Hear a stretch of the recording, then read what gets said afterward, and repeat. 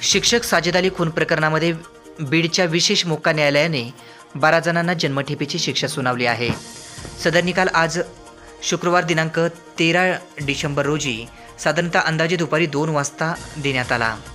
शिक्षक साजिद अली खून प्रकरणात बीड येथील विशेष मोक्का न्यायालयाने दोषी ठरवलेल्या 14 आरोपी पैकी गुजर खान उर्फ अनवर खान मिर्झा खान यांच्यासह 12 आरोपींना अजन्म कारावास म्हणजेच जन्मठेपेची शिक्षा ठोठावली आहे। उर्वरित दोघांपैकी एकाला 5 वर्षाचा कारावास व 5 लाख रुपये दंडाची तर दुसऱ्याला 6 महिन्याचा कारावास व 500 रुपये दंडाची शिक्षा सुनावली आहे।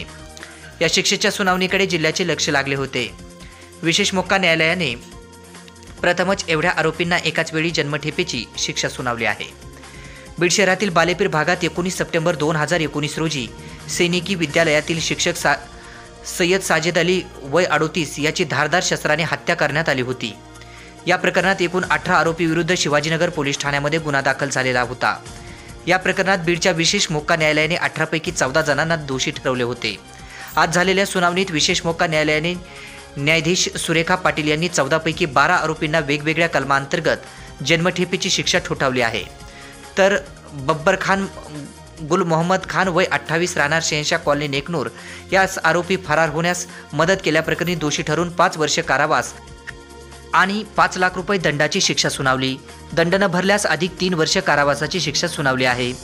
त्याचबरोबर शेख वसीम शेख बुरहानुद्दीन राहणार रोशनपुरा बालेपीर बीड यास 6 महिने कारावास आणि 500 रुपये दंडाची शिक्षा तसेच दंड न भरल्यास अधिक 1 महिना कारावासाची शिक्षा सुनावली। या प्रकरणात विशेष सरकारी वकील ॲडव्होकेट अजय तांदळे यांनी काम पाहिले। जन्मठेप झालेल्या 12 आरोपीमध्ये अनवर खान उर्फ गुजर खान मिर्झा खान राहणार गुलशन नगर बालेपीर बीड, मुजीब खान मिर्झा खान पठाण सय्यद नासिर सय्यद नूर सय्यद शाहरुख सय्यद नूर शेख उबेद शेख बाबू शेख सरफराज उर्फ सरू डॉन शेख शहबाज शेख कलीम राहणार रोशनपुरा बीड, शेख अमर शेख अकबर राहणार गुलशन नगर बीड, शेख अकबर शेख युसुफ राहणार खासबाग बीड, आबेज काजी राहणार काजीनगर बालेपीर बीड, शेख इम्रान उर्फ काला शेख रशीद राहणार काजीनगर बालेपीर बीड, शेख मजहर उर्फ काल्या उर्फ हाफ मर्डर शेख रहीम राहणार बांगरनाला बीड या 12 जणांना अजन्म कारावास म्हणजे जन्मठेपेची शिक्षा सुनावण्यात आली आहे।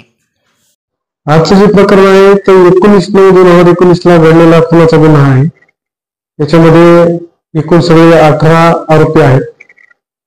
याच्यामध्ये हे प्रकरण साधारणतः 2023 ला सुरू झालं। 2023 पासून एकंदरीत त्यात 44 साक्षीदार तपासण्यात आली सहकार पक्षातर्फे आणि आरोपी पक्षातर्फे बचाव पक्षातर्फे एकूण 5 साक्षीदार तपासण्यात आले। असे एकूण 49 साक्षीदार तपासण्यात आले।